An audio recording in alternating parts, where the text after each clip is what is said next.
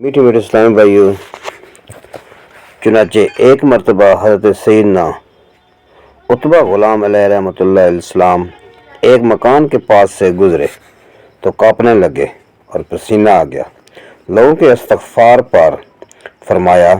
یہ وہ جگہ ہے جہاں میں نے چھوٹی عمر میں گناہ کیا تھا، استغفر اللہ۔ میٹھے میٹھے اسلام بھائیوں، عقل مندی وہی ہے جو نیکوں کے اصول کی سعادت پا کر انہیں بھول جائے اور گناہ صادر ہو جائے تو انہیں یاد رکھے اور اپنی اصلاح کے لیے ان پر سختی سے اپنا محاسبہ کرتا رہے، بلکہ نیک اعمال میں کمی پر بھی خود کو سرزش یعنی ڈانٹ ڈپٹ کرے اور ہر لمحہ خود کو اللہ تبارک و تعالی واحد و قہار کے قہر و غضب سے ڈرتا رہے۔ یہی ہمارے بزرگان دین رحم اللہ المبین کا معمول رہا۔ چنانچہ امیر المومنین حضرت سیدنا فاروق اعظم رضی اللہ تعالی عنہ روزانہ اپنا احتساب فرمایا کرتے اور جب رات آتی تو اپنے پاؤں پر دردار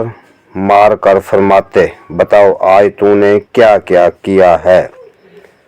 اللہ اکبر۔ فاروق اعظم رضی اللہ تعالی عنہ کی عاجزی۔ پیارے اسلامی بھائیوں، آپ رضی اللہ تعالی عنہ عشرہ مبشرہ یعنی جن 10 صحابہ کرام علیہم رضوان کو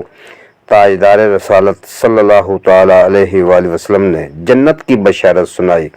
ان میں شامل اور سیدنا صدیق اکبر رضی اللہ تعالی عنہ کے بعد سب سے افضل ہونے کے باوجود بہت انکشاری فرمایا کرتے تھے۔ چنانچہ حضرت سیدنا انس بن مالک رضی اللہ تعالی عنہ فرماتے ہیں،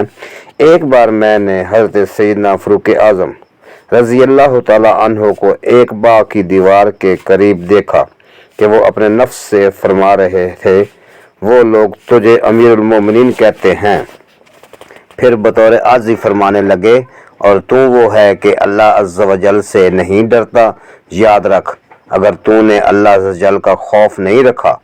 تو اس کے عذاب میں گرفتار ہو جائے گا۔ اللہ عز و جل کی ان پر رحمت ہو اور ان کے صدقے ہماری مغفرت ہو، آمین بجاہ النبی الامین صلی اللہ